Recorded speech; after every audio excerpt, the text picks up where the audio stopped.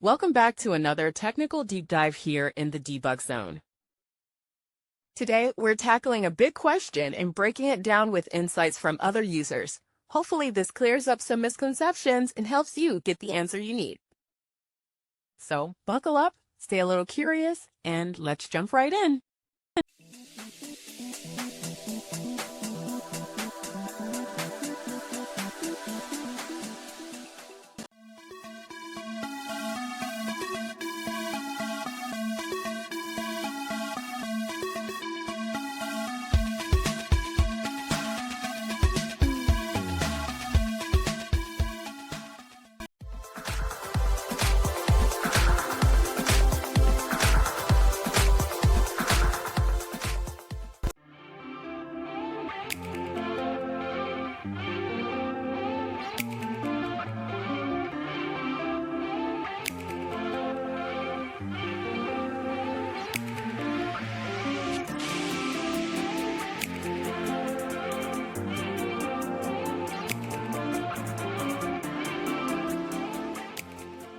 And that's a wrap.